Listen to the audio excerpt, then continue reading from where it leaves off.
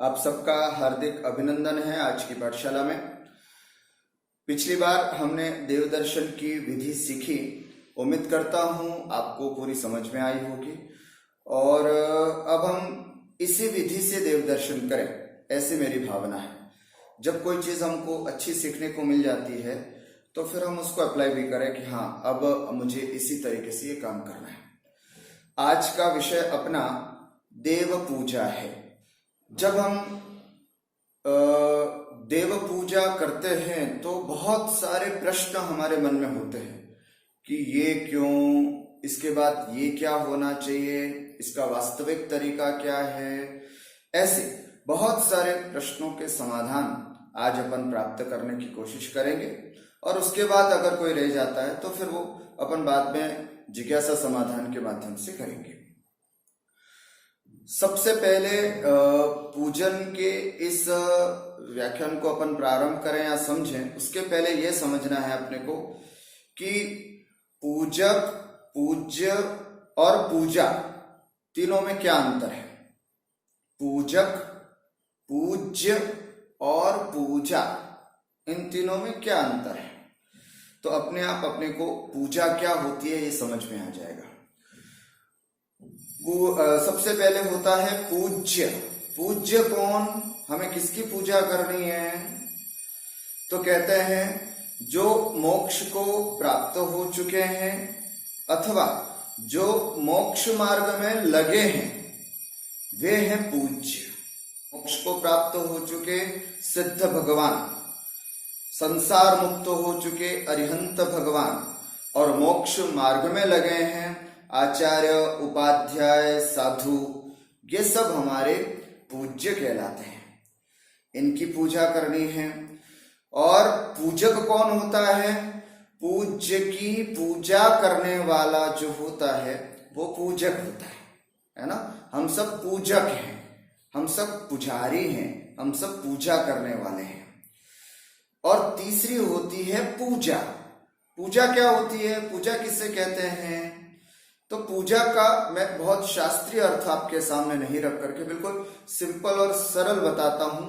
पूजा का मतलब होता है अपने आराध्य के गुणों का स्मरण करना, अपने आराध्य के गुणों को याद करना, अपने आराध्य के गुणों का चिंतन करना, इसे कहते हैं पूजा।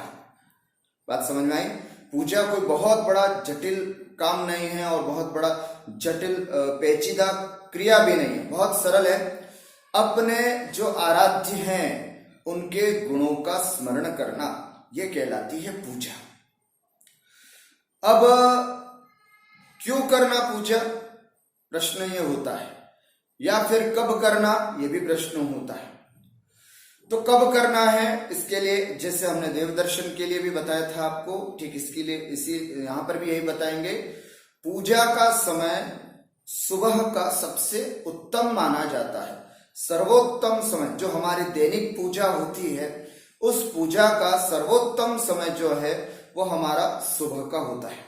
सुबह पौ फटने पर, अर्थात सुबह बिल्कुल हमें थोड़ा सा सनलाइट दिखे तब हम मंदिर जाएं। एकदम अंधेरे में मंदिर नहीं जाना। और उसके बाद जब हम मतलब जीव दया का पालन करते हुए जा सकें ऐसी स्थिति में। और 12 बजे के पहले पहले का जो समय है वो बहुत उत्तम है पूजा का, उस समय पूजा की जाती है। कोई विशेष पूजाएं हों तो उसके लिए फिर अलग विधान है, वो दोपहर में भी कर सकते हैं, शाम को भी कर सकते हैं, है ना। तो इस तरह से पूजा का सबसे पहला प्रश्न ये हुआ कि कब करना चाहिए तो बहुत सुबह सुबह स्नान करते ही मंदिर जाएं और मंदिर जाते ही दर्शन आदि करने के बाद पूजा करें। क्यों करें, कहा जाता है कि सुबह सुबह हमारी माइंड बहुत एनर्जी कैच करता है ना। बड़े मनोवैज्ञानिक दृष्टि से बता रहा हूं आपको कि हमारा दिमाग जो है वो बहुत एनर्जी कैच करता है। अब इस एनर्जी में हम उसको क्या खुराक देना चाहते हैं ये हमारे ऊपर डिपेंड है। हम उसमें सुबह सुबह न्यूज चैनल लगा करके दुनिया भर की इधर उधर की बातें भरें कि सुशांत राय का मर्डर किसने किया, या कितने कोरोना पॉजिटिव है, नेगेटिव हैं, या चाइना भारत बॉर्डर पे क्या हो रहा है, ये सब चीजें हम इस दिमाग में डालना चाहते हैं सुबह सुबह हम, या फिर भगवान का गुणगान करके एकदम साफ अपने माइंड को रखना चाहते हैं, ये हम पर डिपेंड है। इसलिए आप सबसे मैं फिर से एक बार कह रहा हूं कि सुबह उठते ही न मोबाइल न टीवी, कभी भी इन दोनों चीजों, और न ही अखबार, इन तीनों चीजों से अपने को दूर रहना है। जब तक भगवान की पूजा करके हम घर पर लौट करके नहीं आ जाते, तब तक इन तीनों चीजों को दूर रखें। कौन कौन सी चीजें? मोबाइल, सुबह उठते ही चैटिंग चालू नहीं करना, मोबाइल में सब आ गया है ना, मोबाइल में फेसबुक आदि सब आ गया, तो मोबाइल को बिल्कुल हाथ में नहीं लेना है। जब तक आप काम करके वापस नहीं आए, पूजा करके वापस नहीं आए, तब तक मोबाइल आपके हाथ में नहीं होना चाहिए। सुबह सुबह न्यूज़पेपर पढ़ने की भी आदत होती है कई लोगों को, है ना, तो न्यूज़पेपर भी नहीं पढ़ना, क्योंकि ये सब चीजें वो होती हैं जो हमारी माइंड में बहुत नेगेटिविटी डालती हैं। 100 लोग शांति से सोए पूरे मोहल्ले में, ये चीज नहीं दिखाई जाएगी। एक व्यक्ति के घर पर अगर कोई चोरी हो जाए तो उसको वो हाईलाइट करेगा। अब वो चोरी चोरी चोरी ये दिमाग में भर जाता है ना। मुंबई से दिल्ली जाते समय सैकड़ों वाहन चलते हैं, इसको नहीं दिखाएगा न्यूज़पेपर। एक एक्सीडेंट हो गया तो वो 50 बार उसको दिखाएगा, न्यूज़पेपर, न्यूज और सब चीजें वो बार बार दिखाती। तो वो सब चीजें जैसे हमारे दिमाग में जाती हैं तो वो हमारी मानसिकता नेगेटिविटी उत्पन्न करती है। तो इसलिए नो डाउट हमको ध्यान रखना चाहिए, चारों तरफ की सब बातों का हमें ध्यान होना चाहिए, परंतु दुनिया की बातों को जाने उसके पहले हम अपने आप को जान लें। बस इसलिए सुबह का टाइम जो बिल्कुल फ्रेश होता है, उन सब में आप सबसे निवेदन करता हूं कि जितना जल्दी हो सके मंदिर जाकर के पूजा करना चाहिए। इससे बहुत सारी पॉजिटिविटी आती है, मूड बहुत अच्छा हो जाता है।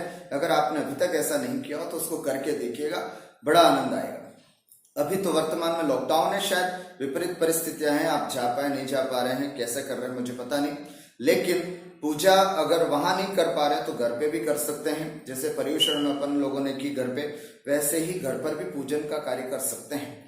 तो वैसे तो मंदिर में ही सर्वोत्तम स्थान है, किंतु स्थिति कुछ ऐसी है कि हम वहां नहीं जा पा रहे हैं, तो फिर घर पे भी भगवान की फोटो लगा करके, जिनवाणी विराजमान करके, अच्छे से पलासने में रख करके और अपन पूजा का कर सकते हैं। और दर्शन करने मंदिर जाएं और तुरंत तत्काल घर पे आकर के पूजा करें। तो इसलिए ये पूजा का कार्य जो होता है वो हम सबको करना है। सुबह सुबह इन तीनों चीजों से बिल्कुल दूर रहें, मोबाइल में नहीं, न्यूज पेपर में नहीं और न्यूज सुनना भी नहीं। ये तीनों चीजें हमारे लिए बहुत नकारात्मक विचार हमारे दिमाग में आते हैं। इससे 10 बार कोई चीज बार बार कोई कही जाती है ना, तो उसका असर फिर माइंड पे पड़ने लग जाता है। 50 बार अगर आप सुनते हैं कि आज एक्सीडेंट हुआ, आज इतने लोग मरे, आज एक्सीडेंट हुआ, इतना भयंकर एक्सीडेंट हुआ, ऐसा 50 बार अगर हम टीवी न्यूज में देखते हैं तो उसका असर इतना पड़ता है कि इसकी वजह से हमारे दिमाग में हल्की सी भी, अगर बेटा 2 मिनट 5 मिनट घर लेट आता है तो दिमाग में यही आता है कि कहीं एक्सीडेंट तो नहीं हुआ, कहीं एक्सीडेंट तो नहीं हुआ। ये विचार आते हैं कि सुबह उठते ही नो मोबाइल, नो न्यूज़पेपर और नो न्यूज चैनल। सबसे पहले सुबह उठते ही हमें स्नान करके, नहा धो करके, शुद्ध वस्त्र पहन करके, है ना, जैसे धोती दुपट्टा अपने शुद्ध वस्त्र पहने, और उसके बाद अपन मंदिर जी जाए। मंदिर जी, घर से मंदिर जाने का तरीका पिछली कक्षा में हमने देखा, मंदिर जाकर के दर्शन करने का तरीका हमने देखा। अब हम मंदिर जाकर के पूजा करने का जो भाव है वो यहां से आगे देखते हैं। तो सबसे पहली बात, पूजा किसे कहते हैं? तो अपने आराध्य के गुणों का स्मरण करना पूजा कहलाता है, एक बात। दूसरी बात, पूजा कब करना चाहिए? पूजा हमें सुबह सुबह स्नान करके सबसे पहला कार्य पूजन और अभिषेक करने का कार्य करना चाहिए। 2 बातें। अब तीसरी बात, पूजा के कितने भेद होते हैं? पूजा कितने प्रकार की होती है? तो 2 प्रकार से होती है पूजा। एक तो द्रव्य पूजा होती है और एक भाव पूजा होती है। द्रव्य पूजा क्या होती है? आठों द्रव्यों से जब हम भगवान की पूजा करते हैं तो उसे हम कहते हैं द्रव्य पूजा, है ना। आठों द्रव्य जब हम सजाते हैं थाली में और फिर उससे जो पूजा करते हैं वे द्रव्य पूजा होती है। और सामग्री के बिना, आठों द्रव्यों के बिना केवल भावों से जो की जाती है उसको हम कहते हैं भाव पूजा, उसमें सामग्री आदि नहीं होती है। तो किसके लिए द्रव्य पूजा है और किसके लिए भाव पूजा है? तो कहा जाता है कि श्रावकों के लिए तो द्रव्य पूजा ही करनी चाहिए। हाँ, मुनिराज आदि के लिए भाव पूजा का विधान आता है ना। जैसे मुनिराजों को भी होता है कि चलो बैठे बैठे भगवान का गुण स्मरण करें, भगवान के गुणों का गुणानुवादन करें, तो भगवान मुनिराज भी बैठे बैठे ऐसे भाव पूजा आदि कर सकते हैं, इसमें कोई दिक्कत नहीं। अब रही बात हम श्रावकों की, तो हम श्रावक को कैसे पूजा करनी चाहिए? द्रव्य पूजा, आठों द्रव्यों से ही पूजा करनी चाहिए, है ना। दूसरी बात, क्या हमें भाव पूजा की छूट नहीं है? हाँ, कब? जब हम सूतक पातक में हो, जब ऐसी स्थिति हो कि हमारे यहाँ सूतक लगा हो, है ना, या फिर हम छू नहीं सकते किसी सामग्री को, द्रव्य को, ऐसी स्थिति में हम भाव पूजा कर लें। जब हम कभी सफर में हो, ट्रेन में हो, फ्लाइट में सफर कर रहे हो, या फिर कहीं कार आदि में कहीं एक स्थान से दूसरे स्थान जा रहे हो, तो पूर्व बैठे बैठे भाव पूजा कर सकते हैं। अर्थात साक्षात भगवान के सामने अगर हम नहीं बैठ पा रहे हैं और कहीं अन्यत्र व्यस्त हैं किसी कार्य में, तो फिर हम भाव पूजा करके भी अपना दैनिक कर्तव्य जो है वो पूरा कर सकते हैं। तो इसलिए हमको ये दो तरह की पूजा का विधान हमारे शास्त्रों में बताया गया है, द्रव्य पूजा और भाव पूजा। अब प्रश्न ये आता है कि द्रव्य पूजा में कितने द्रव्य होते हैं, क्या होते हैं, वो तो मैं बाद में लूंगा। उसके पहले यहां पर मैं आपको ये बताना चाहूंगा कि द्रव्य पूजा जैसे हमने अब करनी है, भगवान की पूजा करनी है मंदिर में, तो पहले हम आपको ये बता दें कि हमारे यहाँ पूजा क्यों की जाती है, हमारे यहाँ पूजा करने का उद्देश्य क्या है, हम पूजा क्यों करते हैं, बताइए। हम पूजा का हमारा उद्देश्य क्या होता है? कहीं हमारा भाव ये तो नहीं कि भगवान को खुश करने के लिए पूजा करते हैं, इससे भगवान खुश हो जाते हैं, हमसे मतलब हमारा जो वरदान है वो हमको मिल जाएगा, इसलिए हम पूजा करते हैं। अगर हम ऐसा सोचते हैं तो गलत सोचते हैं। जैन दर्शन में भगवान जो होते हैं वो वीतरागी होते हैं, आपके पूजा करने से न तो खुश होते हैं न हमारी गाली देने से नाराज होते हैं, है ना। जैन दर्शन में हमारी पूजा का फल भगवान को प्रसन्न करना नहीं है। पूजा क्यों की जाती है? तो सबसे पहला कारण है, पूजा के माध्यम से हमारे आराध्य भगवान, देव शास्त्र गुरु, पंच परमेष्ठी, नवदेवता, 24 तीर्थंकर आदि के गुणों का स्मरण करना ही हमारा पूजा का लक्ष्य है। बात समझ में आई? किसका? हमारे जो आराध्य हैं, पंच परमेष्ठी, नवदेवता, 24 तीर्थंकर आदि, इन सब को स्मरण करना, इनका गुणानुवाद करना कि ये कैसे हैं, ये कैसे हैं। और सुबह सुबह अपने आराध्य को अगर स्मरण करते हैं तो बड़ा आनंद आता है और अच्छा लगता है। क्या स्वरूप है, क्या रूप है इनका। अनंत चतुष्टय के धनी तुम ही हो सिरताज, मुक्ति वधु के कंत तुम, तीन भुवन के राज। कितना अच्छा लगता है जब भगवान के सामने बैठ करके अपन ऐसे भावों से पूजा करें। ध्यान रखना, डूब के पूजा होनी चाहिए, डूब के, बड़े आनंद के साथ, है ना। तो ऐसे पूजा करें बिल्कुल, या आपके सामने भगवान और आप, बस और कुछ नहीं, और थर्ड पर्सन होना ही नहीं। अकेले पूजा करते हैं तो अकेले पूजा करने में बिल्कुल शांति से, है ना, जोर जोर से बोल करके दूसरों को डिस्टर्ब करके भी पूजा करने का लक्ष्य हमारा नहीं होना चाहिए। इतना बोलें कि आपकी आवाज आपके कानों तक पड़े और आप आराम से सुन पाए, ऐसे पूजा करने का तरीका है ना। एकदम ज्यादा तेज भी ना बोलें, तो इस तरह से हमें पूजा मंदिर जी में जब हम पूजा करते हैं तो ये भी हमें इस बात का ध्यान में रखना है कि हमारी वजह से किसी को डिस्टरबेंस न हो, है ना। हम इतनी जोर जोर से पूजा ना करें, हम कर तो अकेले रहें पूजा, लेकिन इतना जोर से बोलते हैं जिससे कि और लोग भी डिस्टर्ब हों। तो ऐसे पूजा नहीं करनी चाहिए, बिल्कुल शांति से बैठ करके पूजा करनी चाहिए। अब आते हैं अपन यहां से सबसे पहले पूजा की सब विधि समझते हैं। पूजा के कुल अंग कितने होते हैं तो बताते हैं पूजा के कुल 5 अंग होते हैं, कहीं कहीं 6 अंग भी शास्त्रों में मिलते हैं। कौन कौन से हैं तो कहते हैं अभिषेक, स्थापना, पूजन, शांति पाठ और विसर्जन, ये 5 अंग। सबसे पहला हमारा जो स्टेप है वो होता है अभिषेक, अर्थात अभिषेक करना चाहिए। अभिषेक के द्वारा ही हमको पूजन आदि का कार्य करना चाहिए।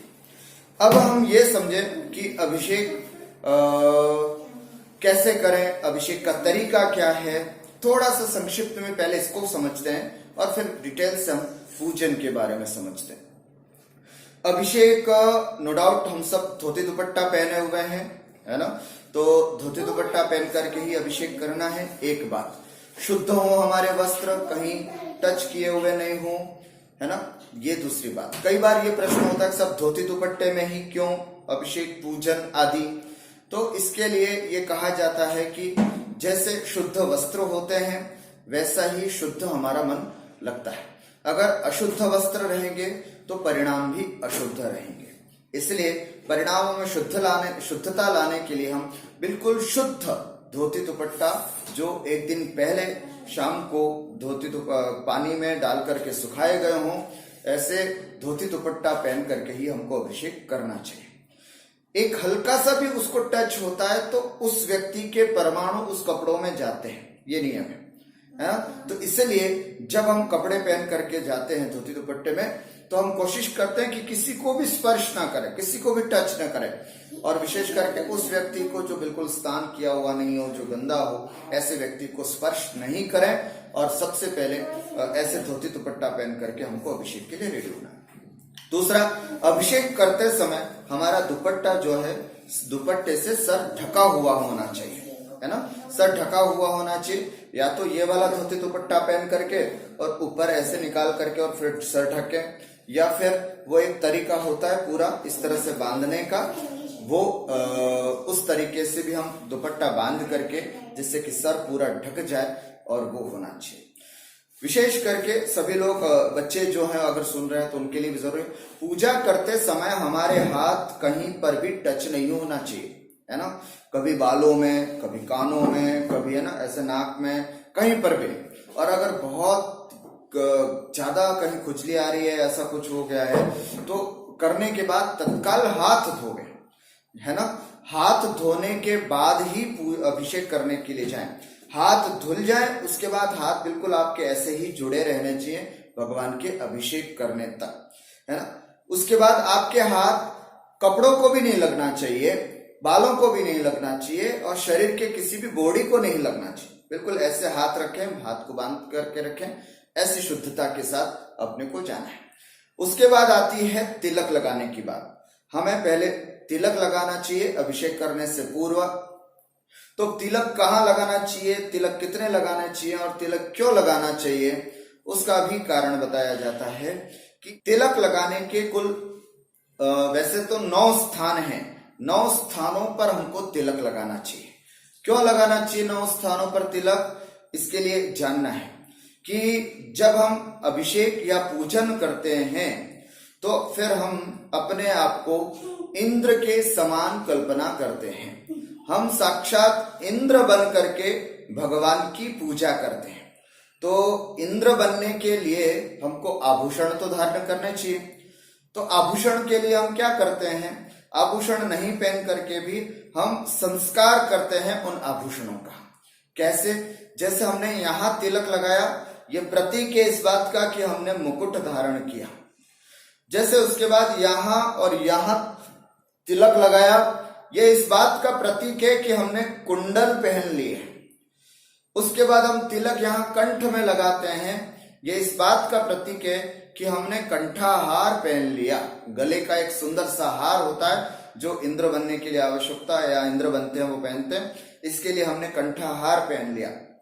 उसके बाद हम यहाँ दो बाजुओं में लगाते हैं तिलक, ये इस बात का सूचक है कि हमने बाजूबंद पहन लिए है ना। उसके बाद फिर हम यहाँ और यहाँ तिलक लगाते हैं जो इस बात का प्रतीक होता है कि आपने देखा होगा ना, राजा महाराजा लोग यहाँ पर भी आभूषण पहनते हैं। तो इस तरह से, और एक अंतिम तिलक जो होता है वो यहाँ पर नाभि के आसपास लगाना चाहिए। ये इस बात का प्रतीक है कि हमने करधनी पहनी है। अब हम पूरे इंद्र बन करके और फिर भगवान का अभिषेक करने के लिए जाते हैं। एक बार फिर से सुन ले, 9 स्थान कौन कौन से हैं जहां पर हम तिलक लगाते हैं? 1 2 3 4 5 6 7 8 और 9, ऐसे 9 स्थानों पर हमको तिलक लगाना चाहिए। अब हम सर्वांग शुद्ध हो गए। केसर का तिलक लगाने के से शुद्धता भी होती है, ठंडक भी होती है ना, और उसके अलावा ये हमारे आभूषण का भी प्रतीक है। अब हम अच्छे से इंद्र बन गए। अब मैं इंद्र बन करके भगवान की अभिषेक और पूजा करने के लिए तत्पर हुआ। ठीक हुआ।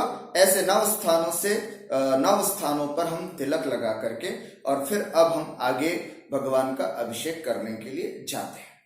अब यहाँ पर भी एक बात और आती है कि अभिषेक क्यों किया जाता है? क्या भगवान को स्नान कराते हैं हम लोग? जैसे हम लोग स्नान करते हैं वैसे क्या भगवान को भी हम स्नान कराते हैं, इसलिए अभिषेक करते हैं? कई लोग तो सिर्फ यही समझते हैं कि अभिषेक करने का मतलब होता है कि भगवान का भी स्नान कराया जाता है इसके द्वारा। जैसे अन्य मतों में है ना, हिंदू आदि मतों में भगवान का नमन कराना, भगवान को वो करना, तो उसमें भगवान को स्नान कराने की बात आती है। पर मैं आपसे पूछता हूं, हमारे यहाँ तो मुनिराजों के स्नान नहीं होता है, मुनिराजों के भी स्नान का त्याग होता है, तो भगवान के कैसे स्नान हो सकता है? फिर भगवान स्नान कैसे करेंगे? तो भगवान स्नान नहीं करते, भगवान को स्नान के लिए हम अभिषेक नहीं करते है ना। और न ही ये जन्माभिषेक होता है। कई लोग इसको जन्माभिषेक की कल्पना करते हैं कि भगवान को जैसे जन्म होते ही सुमेरु पर्वत पर ले जाकर के जो अभिषेक करते हैं वो वाला अभिषेक होना चाहिए, लेकिन वो भी नहीं। मैं आपको इसके लिए बताना चाहता हूं कि शास्त्रों में 4 प्रकार के अभिषेक बताए गए है ना। कौन कौन से? एक तो जन्माभिषेक होता है तीर्थंकर भगवान का, है ना। जब जन्म होते ही सुमेरु पर्वत पर सोधर्म इंद्र आदि ले जाते हैं और फिर उनका अभिषेक करते हैं, ये जन्माभिषेक होता है। ये हम सुबह नहीं करते। दूसरा एक राज्याभिषेक होता है। राज्याभिषेक में क्या करते हैं? जब उसको राजा बनाया जाता है तो राजा बनाते समय किसी को भी, तीर्थंकर को या कोई भी राजा बनता है तो राजा बनते ही उसका अभिषेक किया जाता है ना। तो राज्याभिषेक, अभी आप लोगों ने अगर रामायण वगैरह देखी हो अच्छे से तो उसमें चाहे वो सुग्रीव को राजा बनाया गया, विभीषण को राजा बनाया गया, या राम का राज्याभिषेक हो रहा था, जिसमें सब में एक राज्याभिषेक करते हैं। जैसे वो राजा बनते हैं तो राजा बनते ही उनका अभिषेक किया जाता है। तो वो राज्याभिषेक भी भगवान का हम सुबह नहीं करते हैं। एक होता है दीक्षाभिषेक। जब दीक्षा लेने जाते हैं तब भी उनका अभिषेक किया जाता है ना। जब वो मोक्ष मार्ग की ओर बढ़ते हैं तो वो तब भी उनका दीक्षाभिषेक होता है।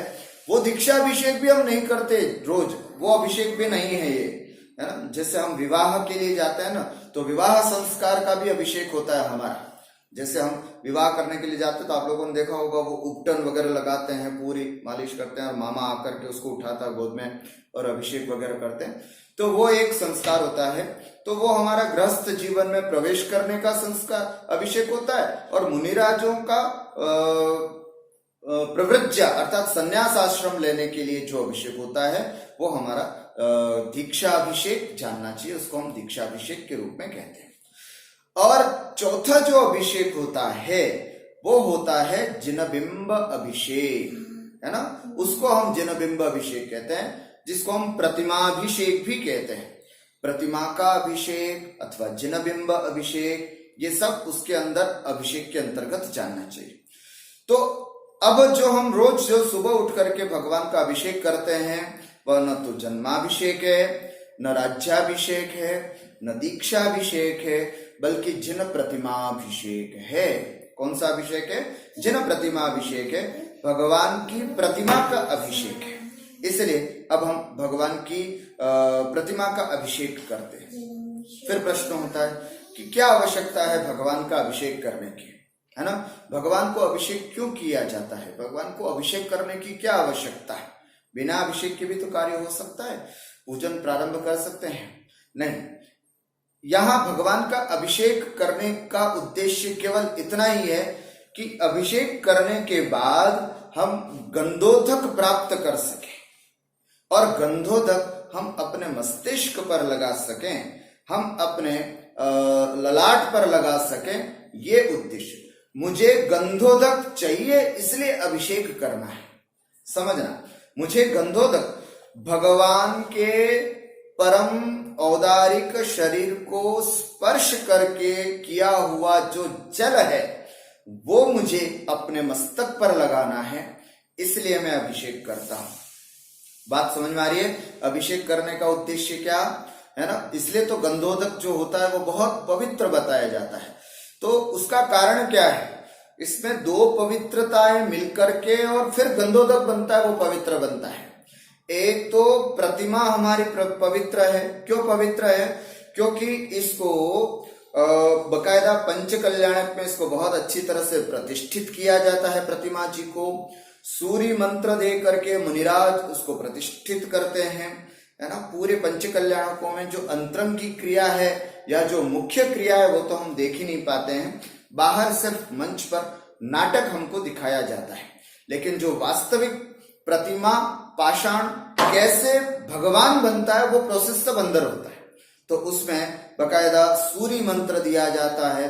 मंत्रों के द्वारा उन प्रतिमाओं में ऐसे प्राण फूके जाते हैं, वो जीवंत तो हो जाती है प्रतिमा।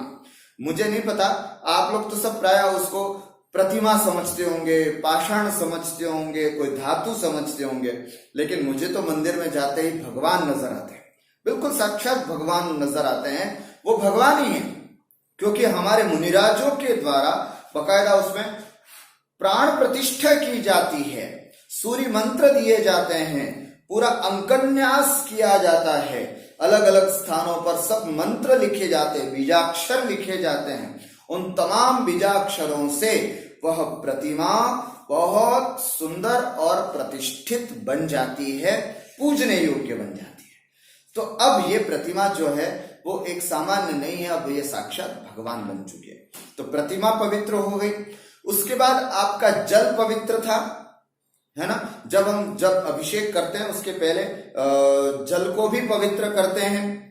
जो अगर पहले से किसी ने कर रखा है तो ठीक है, वैसे जो शुरू में सबसे पहले अभिषेक होता है वो सब सामूहिक मिलकर के करते हैं, अकेले व्यक्ति से चालू नहीं होता है, सामूहिक लोग करते हैं। तो उसमें बिल्कुल बकायदा विधि से अभिषेक किया जाता है, उसमें मंगलाष्टक से लेकर के पूरा सिस्टम से अभिषेक किया जाता है।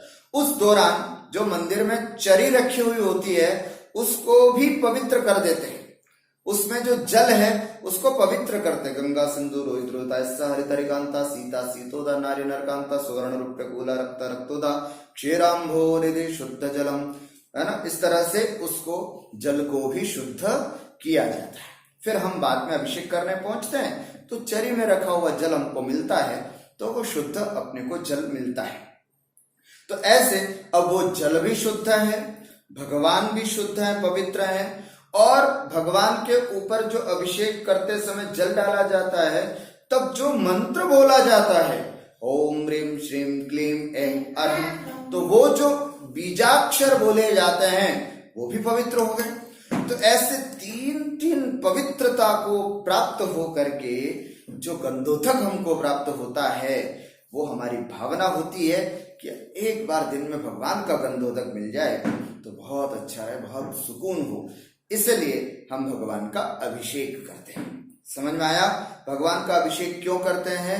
भगवान का अभिषेक करने के पीछे मुख्य उद्देश्य यही है कि हम अपने गंधोदक को प्राप्त करना चाहते हैं, है ना, जिससे कि गंधोदक हम अपने समस्त शरीर पर लगाएं। भगवान, जैसे क्या होता है, मुनिराज के दर्शन मात्र करने से आपको आनंद नहीं आता है। भगवान के जब महाराज के जब तक चरण स्पर्श नहीं कर लेते हैं अथवा उनके चरणों में लगी हुई रज जब तक हमको नहीं मिल जाती है, तब तक हम अपने आप को संतुष्ट नहीं समझते। अर्थात इसलिए हम भगवान को, इसलिए महाराज जी को चरण स्पर्श करते हैं, उनकी चरण रज को अपने मस्तक पर लगाते हैं। तो भगवान की चरण रज प्राप्त करने का क्या उपाय है फिर? तो भगवान की चरण रज प्राप्त करने का उपाय है अभिषेक। अभिषेक करने के बाद हम उनकी चरण रज को प्राप्त कर सकते हैं। इसलिए और भी बड़े वैज्ञानिक कारण भी इसके पीछे बताए जाते हैं कि जो चालकता प्रतिमा में होती है, फिर जल में जो चालकता होती है, उन मंत्रों से प्रतिष्ठित जो प्रतिमा होती है, और फिर जल भी पवित्र होता है, तो उन सब से जो आया हुआ जल है वो भी बहुत पवित्र बन जाता है। और उस पवित्रता को फिर हम अपने मस्तक पर लगाते हैं, हम अपने परिवार के लोगों को सबको देते हैं। इसलिए वो अभिषेक बनाने का उद्देश्य हमारा होता है। इसलिए हम मतलब गंधोदक बनाने का उद्देश्य हमारा होता है, इसलिए हम भगवान का अभिषेक करते हैं। अब अभिषेक कैसे करें, यहां तक तो समझ में आ गया कि अभिषेक क्यों करना है ना। अच्छा, कभी कभी ऐसा होता है कि अभिषेक नहीं करें तो भी हम पूजा कर सकते हैं क्या? नहीं, वैसे तो हमारे पूजा के अंगों में है कि पहले अभिषेक करना चाहिए फिर ही पूजा करना चाहिए। पर कभी कदाचित मान लीजिए आपके मंदिर का समय है कि सुबह 7 से 7:30 बजे तक ही अभिषेक होता है, और आप किसी कारणवश 8 बजे पहुंचे, तो अब आपको अभिषेक तो मिलेगा नहीं। अगर आपके यहाँ पर कुछ ऐसी व्यवस्था है तो भगवान को अलग से विराजमान करके और फिर अपन अभिषेक कर सकते हैं, तो बात अलग है। बाकी अगर ऐसा नहीं है, अगर आपकी मंदिर की ऐसी कोई व्यवस्थाएं नहीं है, तो मैं उसमें कुछ भी नहीं कह सकता। परंतु अगर आपके वहां पर ऐसी व्यवस्था है कि अलग से शिव जी को विराजमान करके और फिर हम अभिषेक करने का हमें अनुमति मिलती है, तो फिर अभिषेक कर लेना चाहिए, उसमें किसी प्रकार की कोई दिक्कत नहीं। और अगर ऐसा नहीं है तो फिर आप बिना अभिषेक के ही गंधोदक को लगाएं और फिर उसके बाद पूजन करने के लिए पूजन को हम प्रारंभ करते हैं। उसके बाद अब हम अभिषेक कैसे करें, उसका एक तरीका है। देखिए, पूरे सामूहिक समाज मिलकर के अभिषेक कर रही है, तो पूरा एक सिस्टम है। आचार्य माघनंद जी का एक अभिषेक पाठ है, वो पूरा तो अभी मैं समझाऊंगा तो अपना समय उसी में हो जाएगा। एक पूरी अलग से क्लास होगी इसके लिए, शुद्ध उच्चारण वगैरह मैं आपको सिखाऊंगा, उसमें कर सकते हैं। लेकिन मैं अभी अपनी बात कर रहा हूं कि मैं अगर अभिषेक करने गया तो कैसे करना चाहिए। तो अभिषेक करने के लिए मान लीजिए सब लोग अभिषेक कर रहे हैं, मेरा भी नंबर आया, तो मैं अभिषेक करूं तो कैसे करूं।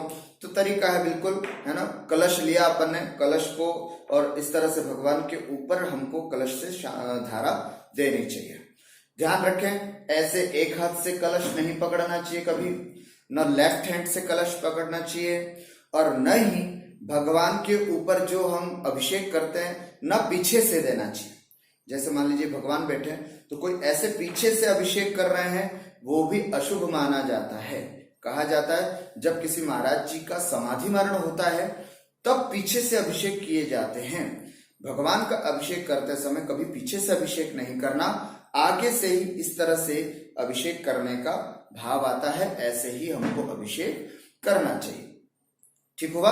तो ये एक अभिषेक करने का सिस्टम है। अभिषेक करने के लिए आपको बहुत कुछ याद ना भी हो तो केवल 2 चीजें आपको जरूर याद रखनी है। एक तो वो श्लोक जिसको बोल करके अभिषेक किया जाता है, और एक वो मंत्र जिससे अभिषेक किया जाता है। दुरावनम्र सुरनाथ किरीट कोटि संलग्न रत्न किरणच्छ विधूसराग्रिम प्रस्वेद तापमलमुक्तमपि प्रकृष्टैर् भक्त्या जलैर्जिनपतिं बहुधा विषिञ्चे। बस इतनी 4 लाइनें हैं श्लोक की, वो आपको रट लेनी है, वो आपको याद करनी है। इसका कोई उपाय नहीं, कोई विकल्प नहीं मेरे पास।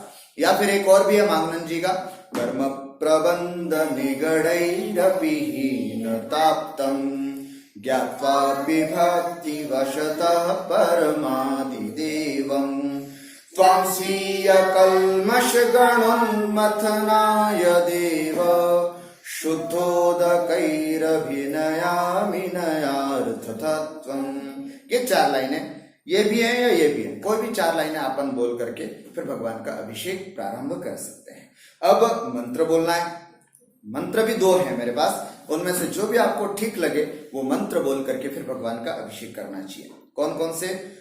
ओम ह्रीं श्रीं क्लीं ऐं अरहं वं मं हं सं तं पं वं वं मं मं हं हं सं सं तं तं पं पं जं जं जिं जिं क्षीं क्षीं द्रां द्रां द्रीं द्रीं द्रावय द्रावय नमो अर्हते भगवते श्रीमते पवित्रतरजलेन जिनमभिषेचयामीति स्वाहा। ऐसे है ना, ये मंत्र आपको याद करना ही है। अगर आप चाहेंगे तो मैं इसका शुद्ध उच्चारण आपको अलग से भेज दूंगा, है ना। एक बार मैं रेणु दीदी से बात कर लूंगा, जैसा भी अपेक्षित होगा उसको फिर मैं आपको भेज दूंगा। तो एक ये है, उसके अलावा एक दूसरा भी है। ओम ह्रीं श्रीमंतं भगवंतं कृपाल संतं श्री वृषभादि महावीर पर्यंतं चतुर्विंशति तीर्थंकर परमदेवम् आद्यानामाद्ये जम्बूद्वीपे भरत क्षेत्रे आर्यखंडे भारत देशे। फिर अपने अपने स्थान का, जैसे आप लोग महाराष्ट्र में बैठे, महाराष्ट्र प्रांते मुंबई नाम नगरे अंधेरी नाम उपनगरे मासानाम मासोत्तम मासे। फिर जो भी तिथि हो, जैसे आज तिथि है चतुर्थी, आश्विन मासे शुक्ल पक्षे चतुर्थी तिथौ, है ना, रविवासरे मुनियारिका श्रवक्षाभिकाणम सकल कर्मक्षयार्थम जलाभिषेकम करोमीति स्वाहा। ये 2 मंत्र हैं, ये दोनों ही मंत्र आपको ध्यान में रखने हैं। अब 2 श्लोक हैं, 2 मंत्र हैं, जो भी अपने को उचित लगे वो उसमें प्रयोग करके और फिर भगवान का अभिषेक करना चाहिए। बात समझ में आई? तो ये इस तरह से शुद्धता के साथ बहुत अच्छी तरह से हम अभिषेक करें, और अभिषेक करने के बाद फिर अगर लाइन लगी हुई है तो दूसरों को आने का अवसर दें, नहीं तो बस, या फिर इतना भी समय नहीं हो, बहुत लंबी लाइन और बहुत जल्दी जल्दी कर रहे हैं, तो फिर ओम ह्रीं श्री पारिष्टान चिनेन्द्राय अभिषेकम करोमि इति स्वाहा, बस इतना ही।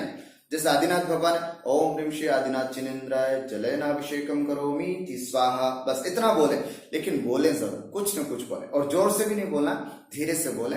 इस तरह से हम अपना अभिषेक का कार्य करते हैं। ध्यान रखें, अभिषेक के पहले की विधि मैंने पूरी डिटेल से अभी आपको नहीं बताई है। मंगलाष्टक से लेकर के कैसे कैसे हम अभिषेक का सिस्टम करते हैं, जल शुद्धि कैसे, वो क्या है, वो पूरी विधि अलग है। मैंने तो सिर्फ आज अपन अगर पूजा करने जा रहे हैं तो कैसे करते हैं, मंदिर जी में तैयार होते ही सब भगवान जी भी विराजमान होते हैं, पांडुशिला पर या थाली में विराजमान, पीठ पर विराजमान, थाली नहीं बोलते पीठ बोलते, है ना, भद्र पीठ होती है, उस पर भगवान को विराजमान किया हुआ होता है। तो इसलिए वो हमें अभिषेक का व्यवस्था मिलती है, इसलिए हम ज्यादा उसमें अभी नहीं जा रहे। तो ऐसे अभिषेक किया, अभिषेक करने के बाद फिर भगवान को अगर मान लीजिए मार्जन करने का, ध्यान से भगवान को मार्जन, भगवान को पोंछना नहीं बोलते, है ना। आप अपने घर के फर्नीचर पोंछते होंगे, भगवान को पोंछना नहीं बोलते। शब्दों का थोड़ा ध्यान दें, और शब्दों में भी अपने को पोलाइटनेस होना चाहिए। भगवान का मार्जन करना हो, भगवान का प्रक्षालन करना हो, है ना। गीले कपड़े से करते उसको प्रक्षालन बोलते हैं, और सूखे कपड़े से करते हैं उसको मार्जन बोलते हैं। तो भगवान का अब मार्जन करना है, तो मार्जन करने के लिए बिल्कुल ध्यान से बड़े विनय के साथ भगवान जी को, श्री जी को हम हाथ में लें, और बड़े विनय के साथ फिर वो करें। कोशिश करें कि कुछ भी ना बोलें, है ना। मार्जन करते समय कोशिश करें कि कुछ भी ना बोलें, और इधर उधर की बातें तो बिल्कुल ही ना करें। सांसारिक बातें बिल्कुल भी भगवान का मार्जन कहीं पर भी नहीं करनी है। पूरे, मैंने तो डे 1 से आपको बताया कि जब भी हम मंदिर में प्रवेश करें, एक भी बात हमको नहीं करनी है, न तो कमेटी की बात करनी है, न परिवारों की बात करनी है, न देशभक्ति वहां पर दिखानी है। आपको ध्यान रखें, मंदिर में किसी तरह की कोई बात नहीं। अगर बहुत कुछ है तो हल्का सा कोई भजन मन में धीरे धीरे गुनगुना सकते हैं। जोर से बोलने पर जब हम भगवान का मार्जन करते हैं तो हमारे यहाँ से कुछ उच्छिष्ट उठ करके फिर भगवान पर आता है, वो बहुत ज्यादा अभिनय होता है। इसलिए कोशिश करें कि बिल्कुल शांति से और भगवान का रूप निहारते हुए अच्छे से भगवान जी को, श्री जी को मार्जन करके और फिर हम उसके आगे भगवान जी को फिर विराजमान करते थे। जहां पर से हमने भगवान जी को लेकर के आए थे वहीं पर भगवान को वापस रख देते हैं। नहीं बोलना है, क्या बोलना है? भगवान को विराजमान करते हैं। कई लोग कहते हैं भगवान को रख दीजिएगा वहां पर, नहीं, रखना नहीं होता है, भगवान को विराजमान करना होता है। हम उसके लिए भगवान को विराजमान करते हैं। ऐसे यहाँ पर ये कुछ बातें जो अभिषेक से संबंधित थी वो मैंने आपको यहाँ पर बताई। ये अभिषेक की परंपरा या पूजन की परंपरा कब से चल रही है?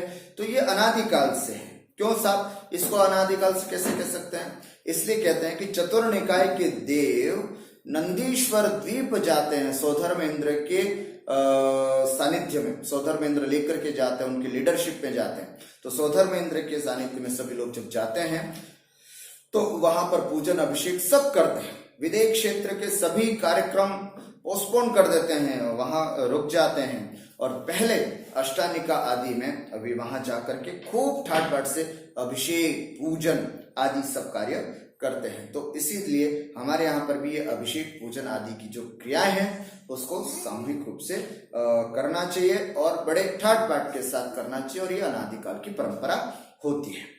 अब इसके बाद हम पूजन प्रारंभ करते हैं। पूजन प्रारंभ करने से पहले आज हम पूजन की पूरी विधि तो आपको नहीं बता पाएंगे, परंतु पूजन से पहले क्या तैयारी होनी चाहिए बस वो हम थोड़ा सा समझ लेते हैं। पूजन से पहले हमारे पास क्या क्या तैयारी होनी चाहिए वो हम ध्यान से देखें। पूजन के लिए हमारे पास 2 थाल होने चाहिए, अलग अलग थालियां होनी चाहिए। एक ठोना होता है ना, जो बड़ा सा होता है, ऊपर प्लेट नुमा होता है, नीचे ऐसा होता है, उसको बोलते हैं ठोना या स्थापना भी बोलते हैं। 2 कलश होते हैं, एक जल का कलश होता है, एक चंदन का कलश होता है ना। एक प्याला होता है ना, जो जल और चंदन जो है वो उस प्याले में रखा जाता है, प्याले में उसको डाला जाता है, तो वो एक प्याला होता है। 2 कलश हो गए, एक ठोना हो गया और एक ठोना हो गया और एक प्लेट होती है। प्लेट से कुछ द्रव्य ऐसे होंगे जिसको हम प्लेट से चढ़ाएंगे, कुछ द्रव्य ऐसे होंगे जिनको हम हाथ से चढ़ाएंगे, कुछ द्रव्य ऐसे होंगे जिसको हम कलशों से चढ़ाएंगे। तो इतनी सब चीजें हमको अपेक्षित होंगी पूजन के लिए। ये सब चीजें अपने को लेके बैठनी है। पूजन की थाल कैसे सजानी है पूजन में, अब इसके अलावा है ना, जो हमारे पास केसर होता है उस केसर से सामने वाली जो जिसपे था अपने को चढ़ाना है उसमें हम स्वस्तिक बनाएंगे। क्या बनाना है अपने को? उसमें स्वस्तिक बनाना है। स्वस्तिक क्या होता है? स्वस्ति माने कल्याण और क माने करने वाला, कल्याण कारक ऐसा होता है स्वस्तिक। तो उस स्वस्तिक को बनाएंगे और स्वस्तिक को बनाते हुए उस स्वस्तिक का एक विधान है। मैं नेक्स्ट टाइम पूरी पूजन की थाली लेकर के बैठूंगा और बकायदा उसमें एक एक चीज आपको दिखा करके बताऊंगा, तो आपको और स्पष्ट हो जाएगा। नेक्स्ट क्लास में हम पूरी पूजा की विधि और अच्छे से समझेंगे। तो मैं फिलहाल आपको इतना ही कहता हूं कि ये सब चीजें पूजन के लिए आवश्यक होती हैं। एक चौकी हो, उस चौकी पर हम रखें, ध्यान रखें जिस चौकी पर हम पूजन के ये बर्तन हैं, पूजन की सामग्रियां रखते हैं, उस चौकी को भी पहले एक बार जल से धो देना चाहिए, जल से मार्जन कर लेना चाहिए और फिर उसके बाद बिल्कुल शुद्ध द्रव्य, हमें प्राशुद्ध द्रव्य वहां पर रखनी चाहिए एक थाल में और एक थाल खाली रहेगा।